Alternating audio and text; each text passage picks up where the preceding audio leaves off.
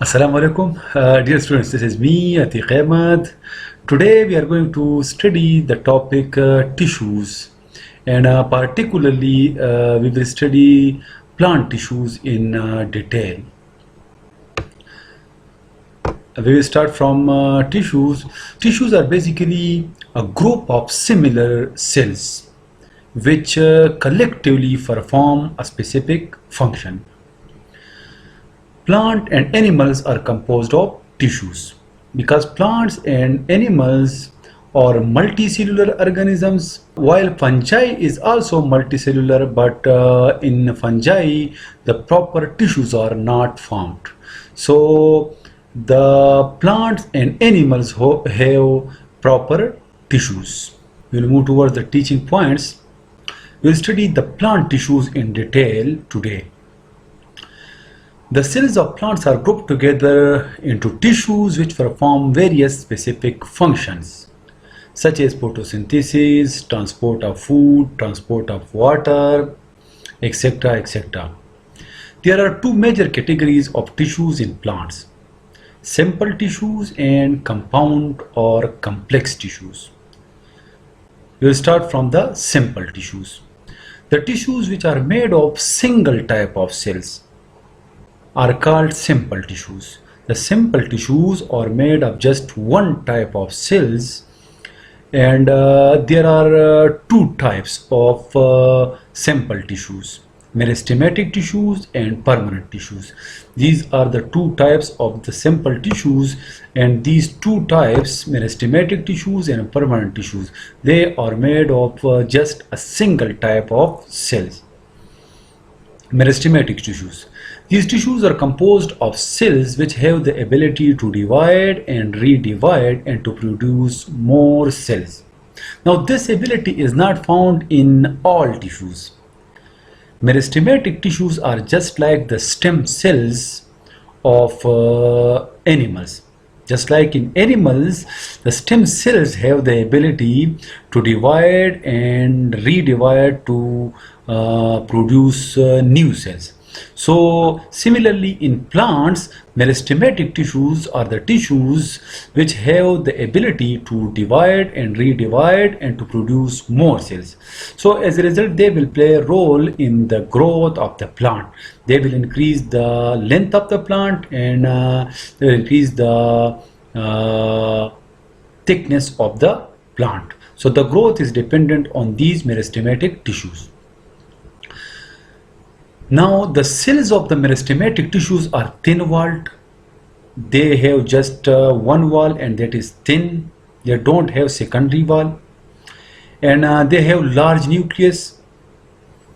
Their nucleus is comparatively large to the other cells. They have dense cytoplasm. Because these cells have to divide and redivide, that's why they have dense cytoplasm, because stored food is there in the cytoplasm for the division.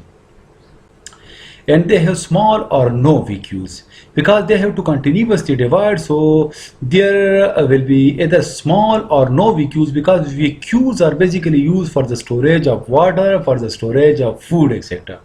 So these cells have to actively divide and to cause increase in length and width of the plant. That's why they do not require vacuoles. So either there will be small vacuoles or there will be no vacuoles. They do not have intercellular spaces among them, and the cells of meristematic tissues are closely packed, directly packed. There are no spaces in between. They are directly packed, they are closely packed, and there are no intercellular spaces. Intercellular spaces means there are no spaces between the cells. They are head-to-head packed. Two main types of meristematic tissues are recognized in plants: apical meristems. Apical meristems are located at the apices, at the top of the roots and shoots. Whenever they divide, they cause increase in the length of the plant. If suppose the apical meristems of shoot divide, so it will increase the length of the shoot, of the stem. The young stem is known as shoot. Similarly, at the tips of the roots, the meristematic cell divides, so as a result the increase of the root occurs. So the growth in both direction, upward the growth of the stem of the shoot, as well as downward the growth of the roots, that is basically through the apical meristems, which are found at the top, at the tip of roots and shoots, and they divide to increase the length of roots and shoots. The second type is the lateral meristem. They are located on the lateral side of the roots and shoots. Suppose this is the shoot. So at the tip there are meristematic tissues, but here at the sides there are lateral meristems. So they are located on the lateral sides of the roots as well as shoot. By dividing, they are responsible for increase in the growth, thickness of the plants. Now the lateral meristem, basically whenever they divide, suppose they are present here and here, whenever they divide, so the thickness will be increased in both directions. While the apical meristem, which we have studied earlier, that is responsible for the growth of the shoot, of the stem and root, while the lateral meristem, which are found on the sides, they are responsible for the thickness of the plant, both sides. This growth is called secondary growth. They are further divided into two types: vascular cambium, located between the xylem and phloem, and the cork cambium. It is found in the outer lateral sides of the plant. The bark is basically made of the cork cambium. Now this is diagrammatically shown here. This is the apical meristem at the tip of the shoot. The young shoot have this apical meristem because the young shoot continuously grow. Now this is the lateral meristem, this side and this side, these are on the sides, while the apical meristem is at the top, at the aphysis. Aphysis means at the top, permanent tissues. Now this is the second category of the simple tissues, the permanent tissues. Permanent tissues originate from meristematic tissues. Whenever the meristematic tissues divide and redivide, so after some time the old meristematic tissues are converted into permanent tissues. So they basically originate from the meristematic tissues. The cells of these tissues do not have the ability to divide. They do not have further ability of division. They are further classified into the following types. Number 1, epidermal tissues. Epidermal tissues are just like the skin tissues of animal. For example, in human, just like the skin is there, so similarly in case of plants, the outermost layer between the organism, between the plant's internal body and the environment, that is the epidermal tissue. Epidermal tissue are composed of a single layer of cells. They are made of single layer of cells and they cover the plant body, just like the skins of animal cover the body of the animal. Similarly, the epidermal tissues cover the body of the plants. They act as a barrier between the environment and internal plant tissues because they are in between the environment and the internal plant tissues, so they act as a barrier, as a protective coating of the plant. In roots, they are also responsible for the absorption of water and minerals. Now in roots, the outermost covering, just like our skin, that is the epidermal tissues, and the roots basically absorb the water and minerals from the, so these epidermal tissues on the roots, they have basically root hairs, and those root hairs basically absorb the water and minerals for the plant. On the stem and leaves, they secrete cutin. The coating of cutin is called cuticle, which prevent evaporation. Now on the stem and on the leaves, you people have observed that on the leaves there is a shiny, oily type of layer that is called cuticle, and that is made of cutin, and that is basically secreted by the epidermal tissues.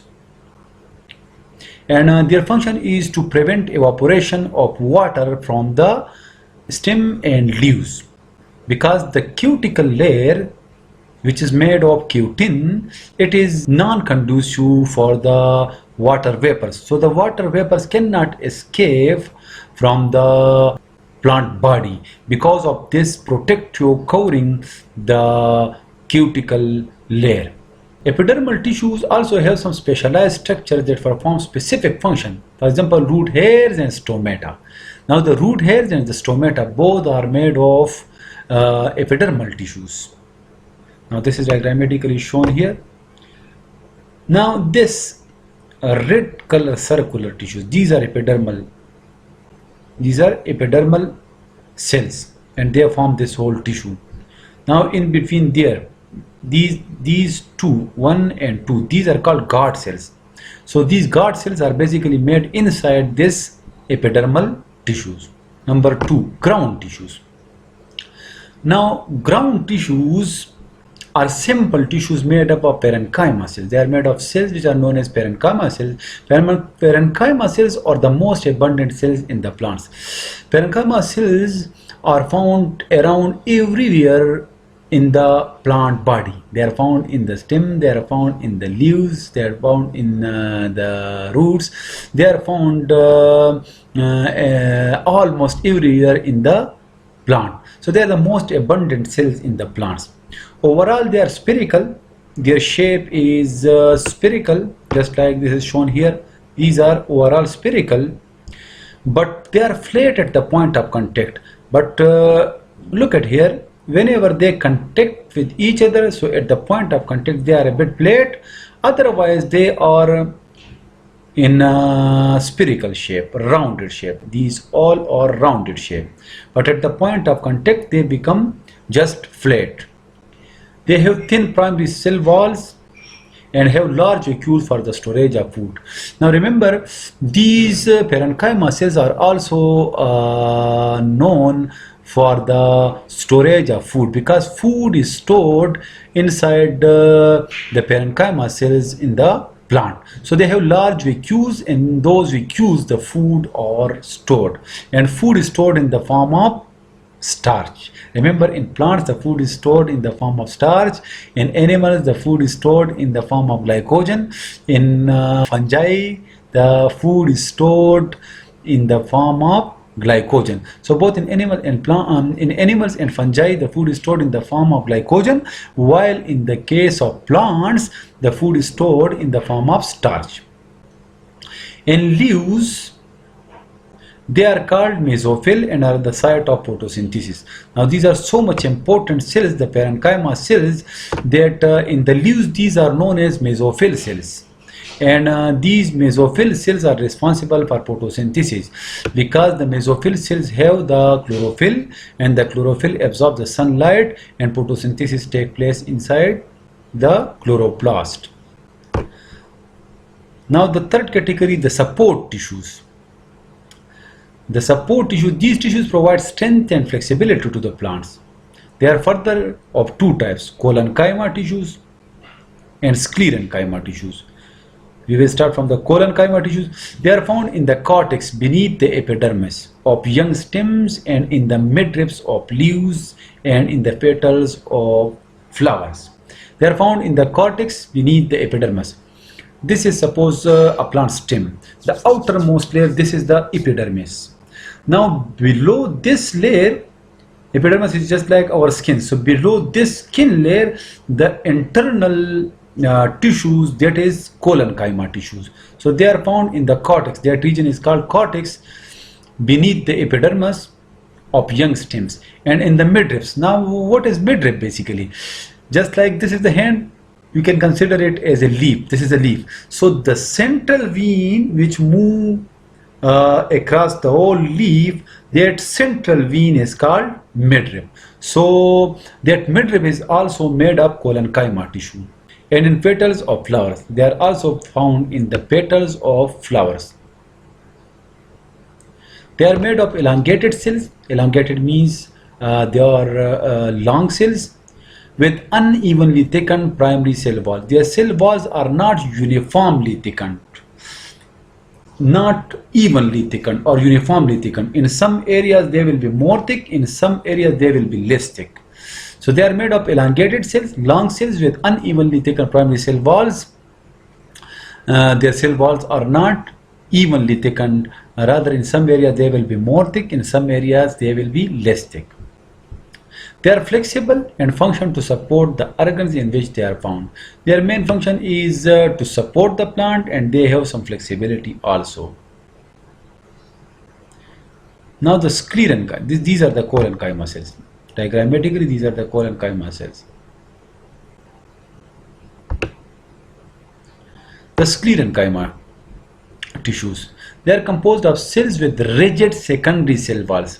Now you people have studied this in the early part of this chapter. Their cell wall, basically there are two layers of cell wall: primary cell wall, secondary cell wall. Now those parts of the plants which need support, they have secondary cell wall along with the primary cell wall. While the primary cell wall is found in all cells of the plants, the secondary cell wall is found only in those plant cells whose function is support and strength. So sclerenchyma tissues basically give support and strength to the plant. So they are composed of cells with rigid secondary cell walls. They have secondary cell walls, and those secondary cell walls are made of lignin. Lignin is a very hard and strong complex molecule. So it is made of lignin, which is the main chemical component of wood. Now wood is the strong part of the plant. Mature sclerenchyma cell cannot elongate, and most of them are dead. Whenever the sclerenchyma cells become mature, so they cannot further elongate, they cannot increase its length, and most of them are usually dead. Dead means they do not further divide, and their only function is to strengthen and support the plant. So this is the first part of this lecture. We have studied the simple tissues in this lecture. In the next lecture, in the part 2, we will study the compound or complex tissues. See you next time. Take care. Allah Hafiz.